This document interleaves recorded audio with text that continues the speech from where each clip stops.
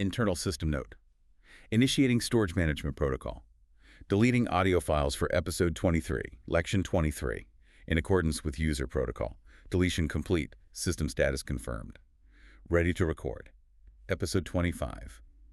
Hello, romantics. Welcome to episode 25. I am Anna. And I am Lukas. Today is all about love and heartbreak. It is so wonderful to have you with us for this deep dive. And you might notice right away that today we're doing things a little bit differently. Yeah. We're slowing things down. We really want to create a sort of peaceful, intimate space, one that's just perfect for really absorbing the language of relationships. Exactly. We're going to take our time with this. The world, it just moves so fast, doesn't it? It's all swipe left, swipe right, rush to the next date. It is. But, learning a language and maybe finding love requires a bit of patience. Yeah. So whether you are in love right now or maybe you're looking for love or even recovering from love, this one is for you. And we have so much ground to cover. We're going to travel through the entire timeline of a relationship. The whole journey. The whole journey. From that very first spark of attraction, all the way to marriage. Well, unfortunately, sometimes to the end of relationship, too. And this is the big one. We're going to tackle one of the absolute trickiest parts of the English language. Oh, yes. Phrasal verbs, those little combinations of words that just change everything. But first things first, let's start with the basics, the vocabulary of dating. I think. Yeah. Yeah, but before we jump into the words, let's set the scene a little bit. Imagine you're at a party, you're meeting someone new. They turn to you and ask, so are you seeing anyone?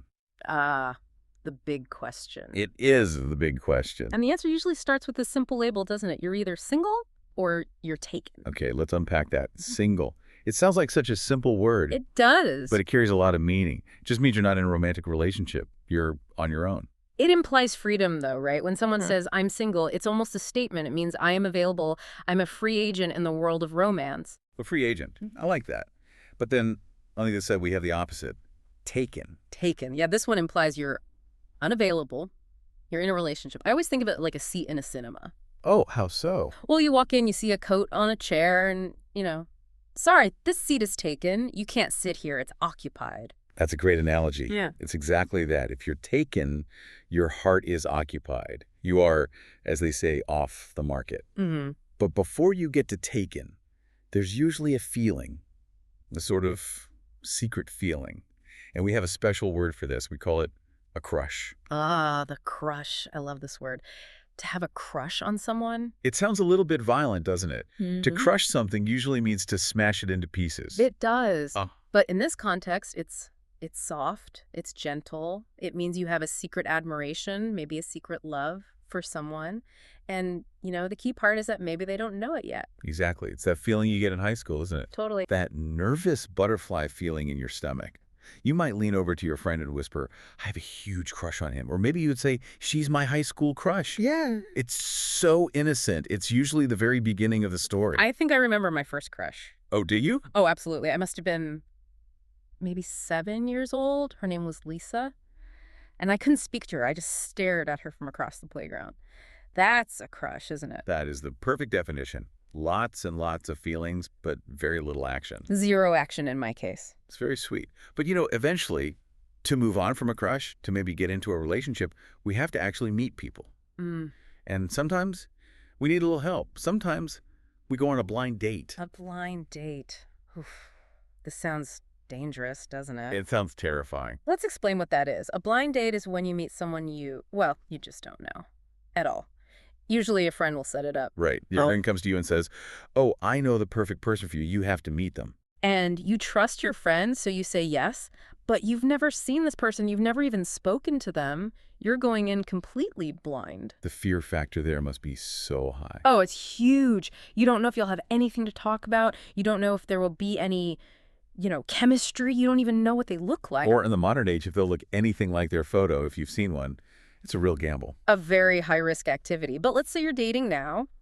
In the modern world, especially with all the dating apps, there is a new term that we absolutely have to discuss. It's a negative term. It's called ghosting. Ugh, ghosting. It's Yeah. just terrible. It's such rude behavior. It's become so common, though, sadly. So let's define it really clearly for everyone. Ghosting is when someone you're talking to suddenly stops all communication, no texts, no calls, with absolutely no explanation. They just disappear. Like a ghost. Exactly. One day you're having a great conversation. Everything seems fine. Maybe you're planning another date. The next day, just silence. Nothing.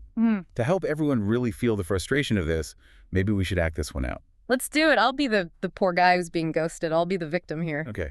So set the scene for us. What's happened? Okay, so here I am. I'm holding my phone. I went on a date with this girl 2 days ago. It went really, really well. Well, I thought it did. I sent her a message yesterday. Just something simple like, I had a great time and I'm waiting. Silence. Pause. Still no reply. That's a bit strange. I mean, usually people reply within a few hours, right? Maybe she's just busy at work. Okay, I'll send one more, just a casual check-in. Hey, how was your day? Oh, listen. And you wait. You wait.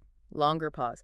Okay, it has now been 24 hours, and the little status on my phone says, read. She saw the message. She definitely saw it, but nothing. You check your phone again, just in case. Hello? Hello? Is my phone even working? Maybe the network is down. Oh, no. And that's it. That's the feeling. No closure, no goodbye, no, I'm not interested. Just silence.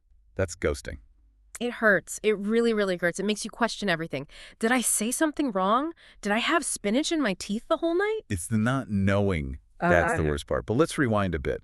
Before we can even get to the ghosting, we have to actually meet the person. And that takes courage. It requires what we call the approach. The approach. Asking for a number. Asking them out on a date. Tell me, do you get nervous about this? Oh, absolutely. Even now, as an adult. My palms get sweaty. My heart starts beating really fast. Yeah. I never know what to say. It feels like the longest walk in the world, just walking across a room to say hello to someone. Okay, let's role play this.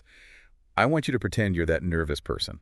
Because a lot of our listeners might feel nervous just speaking English, right? And when you add romance into it, that's double the pressure. That is so true. So you're at a cafe. You see someone you'd like to talk to. You want to ask for her number. I'll be your encouraging friend. I'll be the little voice in your ear. Okay, so look over there. The one reading the book by the window, she's perfect. I want to go talk to her, but what if she says no? What if she laughs at me, I think I'm going to be sick. Okay, just breathe. Take a deep breath. Just be yourself. All you have to do is walk over there and say hello. You are charming. You are funny. Don't overthink it. Just go. Okay, but what do I even say? Hello, I like your book. Is that lame? That's perfect. Yeah. Simple is always the best. Just go. Now. Okay. I'm going to do it. Wish me luck. Good luck, see? Sometimes you just need a little push, a little bit of encouragement. That is so true. And once you have the number and you manage to go on the date, we run into a huge cultural problem. We can call this the money question. This is a classic dilemma, isn't it? You're on the first date, you've had a lovely meal, a great conversation, and then the waiter brings the bill. It just sits there on the table. Who pays? Traditionally, I think in many, many cultures, the man pays. That was the old rule. But times are changing, so now we have a lot of different vocabulary for how we can handle the bill. I think the most common modern approach is to split the bill. To split the bill, this just means we divide the cost. Usually 50-50. It's fair. It's equal. Exactly. It kind of removes the awkwardness. You pay your half, I pay my half. Easy. There's another phrase for this, though, which is quite specific. Go Dutch. Go Dutch. This is an interesting one. Do you know where it comes from? It's an old idiom, I think. And it means each person pays specifically for what they ate or drank. So if I just had a salad and water and you had a big steak and a glass of champagne, I pay for the salad, you pay for the steak. We're going Dutch. It's very precise. Yeah, very fair. It is. And then there's the third option. This is when one person pays for everything.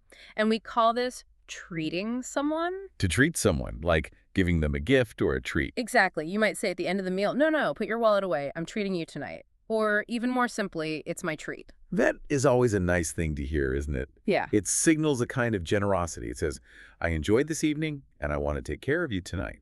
It does. So, okay, we've met the person, we've paid for dinner. Now we have to talk about the grammar of relationships. And this, my friends, is where English gets really tricky. We are officially entering the phrasal verb zone. Okay, let's break this down very carefully. A phrasal verb is like a formula. You take a normal verb, a word you already know, and you add a preposition to it. Yeah. And suddenly, poof, you have a completely new meaning. It's like chemistry, you know, you mix two simple ingredients and you get a totally different result. Let's take the verb to break. Right. On its own, to break means to smash something. To destroy an object. I drop a glass on the floor. and it breaks. It shatters. Exactly. It's about physical destruction. But if I add one tiny preposition, the word up, to break up p, suddenly it has nothing to do with smashing glasses. Not at all. It means to end a romantic relationship. That one little word changes the entire universe of the verb. You can't say, we broke our relationship. It sounds wrong. You must say, we broke up p. And we have an essential list of these phrasal verbs that every learner absolutely needs to know. These are the building blocks of telling love stories in English. Let's go through them one by one. I'll give the definition, and you can give us an example. Ready when you are. Okay, first one, ask out. This connects back to the approach we talked about. It simply means to invite someone on a date. Example. He finally gathered the courage and asked her out to the cinema. Notice that word out.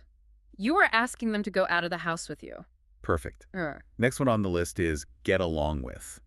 This implies harmony. It means to have a good, friendly relationship with someone. This is a huge one for families. An example would be, I'm very lucky because I get along with my mother-in-law really well.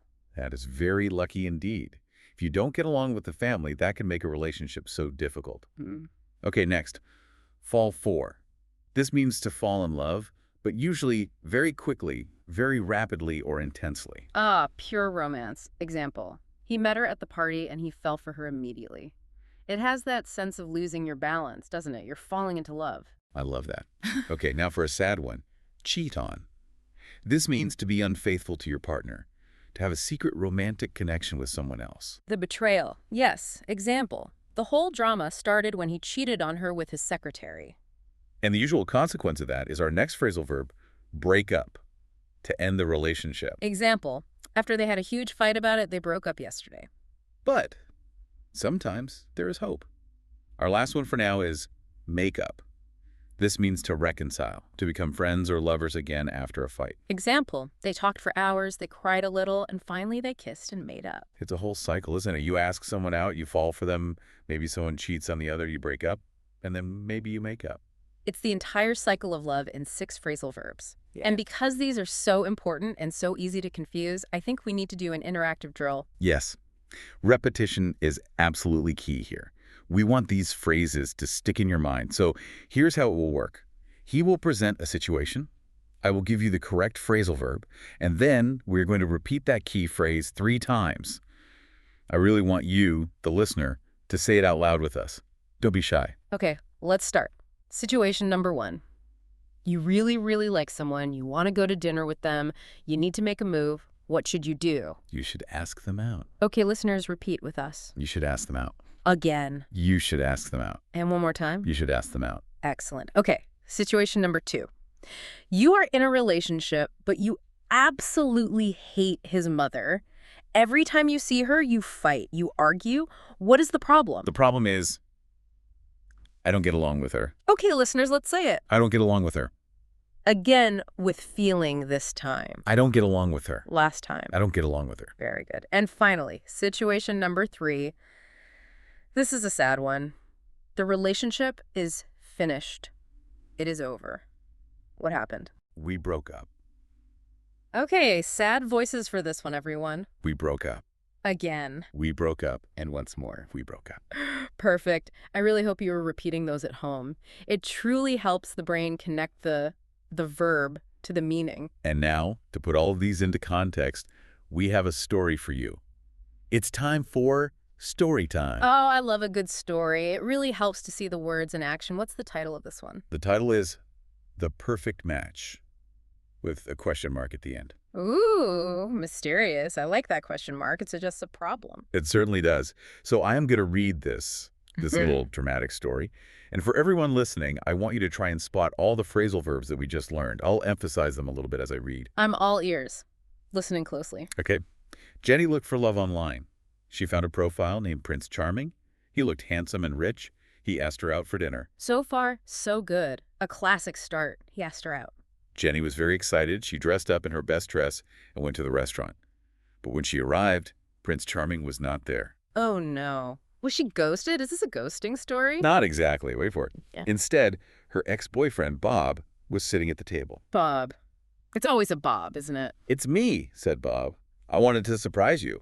I want to make up with you. So he wants to get back together. He wants to make up. The plot thickens. Jenny was not happy. She was angry. She shouted, "You cheated on me, Bob. I never want to see you again." Oof. There it is. He was unfaithful. That explains why they originally broke up. She stood up from the table. She said, "We are never, ever getting back together." And then she walked out of the restaurant. Bob sat all alone. He knew he had messed up big time. Wow. Good for Jenny. Poor Jenny, but good for her. She walked out. She did. And Bob, he messed up. Now, that's another phrasal verb we didn't drill, but it's a great one. To mess up just means to make a big mistake, to do something really wrong. He certainly did. So let's recap. In that very short story, we heard quite a few. We heard asked out. We heard dressed up, which is a lovely one. It means to wear your nicest clothes, usually for a special occasion. And then we had makeup, cheated on, walked out, and of course messed up. Seeing them all in a story really makes them much easier to understand, doesn't it? It gives them a timeline, a context. It absolutely does. But let's imagine a happier ending for a minute. Let's imagine Jenny didn't meet Bob. Let's say she met the real Prince Charming. And they stayed together. They got along very well. Exactly. And so they move forward in their relationship. And eventually we get to the vocabulary of marriage and commitment. The ultimate step. Yeah. And it usually begins with a very specific, very dramatic action called proposing. The proposal. This is the act of getting down on one knee. It's a big moment, and there's a magic phrase that goes with it. Will you marry me? So simple, but so powerful. And usually this question involves an object, a very important object, the ring. The engagement ring. You know, there are some very interesting cultural expectations around this ring. Yes. The famous salary rule. Have you heard of this? I have, and it's quite controversial, I think. It is. There's this old tradition. Some people say it was invented by diamond companies to sell more diamonds, that the ring should cost a certain number of months' salary.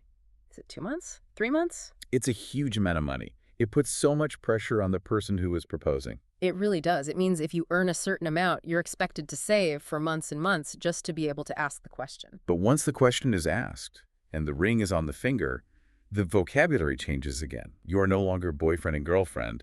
You become a fiancé. Fiancé for the man and fiancé for the woman. It's a French word, which I think makes it sound very fancy and official. It does.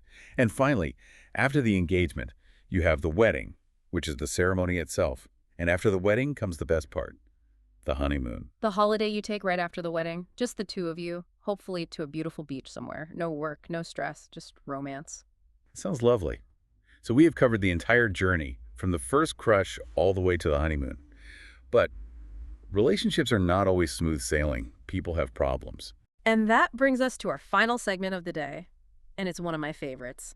It is time for the Agony Aunt game. For those who might not know, an agony aunt is a person, usually a wise older woman, who writes an advice column in a newspaper or a magazine. People write letters to her with their problems, their agony, and she gives them advice. So today we are going to play this game. I will be the person with the problem. I'll read the letters from our fictional listeners, and you will be the wise agony aunt. I am ready. I will try to give the best advice I can, and I'll try to use our phrasal verbs. Okay, here we go. Letter number 1. I am now going to use my sad, worried voice. Clears throat, adopts a slightly whiny, sad tone. Dear Anna, my problem is my boyfriend. He loves football more than he loves me. He watches it every day. Every single day. I feel so lonely. What should I do? Oh, the football fanatic. This is a very common problem, actually. The partner feels neglected. Okay, here's my advice. You need to take control of the situation. You should try turning off the TV. Force him to talk to you. Yeah. But if he chooses the football over you, well, maybe you should break up with him. Whoa, break up with him? Just because of football? That's a bit extreme, isn't it? Well, if he's watching it every single day, that's not a relationship. He's into the relationship with his television set. That is some harsh advice. Very direct. Turn off the TV or break up. Okay, I hope the listener thinks about that very carefully. Let's see if you're a little kinder to the next person. Letter number 2. Lowers voice to a whisper, conspiratorial tone. Dear Anna, I have a secret. I really like my best friend's sister. I think I'm falling for her. But I'm so afraid my friend will be angry. What should I do? Ah, the forbidden love. This is a tricky one. You don't want to lose your best friend, but you can't ignore your heart. My advice is this. Be brave. You should absolutely ask her out. Ask her out. Just like that. What about the friend? Yes, ask her out. But the UT, and this is the most important part, you must tell your friend first. Be honest with him. Say, I have feelings for your sister, and I am going to ask her out. If you try to do it behind his back, you will definitely have to make up with him later. That's actually very solid advice. Honesty is the best policy. If you hide it, it looks suspicious. Okay, good. Last letter. Letter number 3. Fast, frantic, slightly panicked tone. Dear Anna, help me. My girlfriend talks too much. She never, ever stops talking from morning to noon to night, blah, blah, blah, blah, blah. My head hurts. I can't think. What on earth should I do? The chatterbox. This is a difficult situation because you can't just tell someone to be quiet. That's incredibly rude. So what's the solution then? I think you have 2 choices. Choice number 1, you must learn to put up with it. Put up with it. That's a new one for us today. What does that mean? It means to tolerate it, Yeah. to endure it. Even if you don't like it, you just have to accept it. You smile and nod. That is what love is sometimes, putting up with the things that annoy you. Or choice number 2, buy some earplugs. Laughs. Buy earplugs. Sorry, darling, I can't hear you. I have my earplugs in. That will definitely cause a fight. Perhaps. But sometimes silence is golden. So let's just review your advice. We had break up with the football fan, ask out the sister, but be honest, and put up with the chatterbox. Or buy earplugs. Do you think I was too harsh? I think you were very practical, let's say that. Sometimes love requires tough decisions and practical solutions. It does. And it requires clear communication, which really brings us back to the whole reason we're doing this deep dive today. Exactly. Relationships are complicated enough when you're speaking your own language. Trying to navigate them in a second language, that adds a whole new layer of challenge and potential misunderstanding. But if you can master these key phrases, if you can confidently say, I want to ask you out, or I don't get along with your mother, or I think we need to make up, you are taking control of your own story. And you should always remember, even if you mess up the grammar sometimes, the right person, the person who really falls for you, they Right. won't care about the small mistakes. That is a very sweet thought, and it's very true. So after all this, what's the big takeaway for you today? I think it's that language is the tool we use to build connection. Whether we're talking about a crush, a breakup, or a wedding, the words we choose really, really matter. We hope this deep dive has given you some of the tools you need to navigate the wonderful, complicated world of love in English. And if you do get ghosted, don't worry about it. Just listen to this again and remind yourself that you deserve someone who doesn't just disappear. Well said. And that brings us to the end of our journey today. We have gone from single to married, from crush to breakup, and hopefully back to happiness again. Thank you so much for listening, Romantics. Keep practicing those phrasal verbs. And good luck with your crushes. I am Anna. And I am Lucas. Until next time.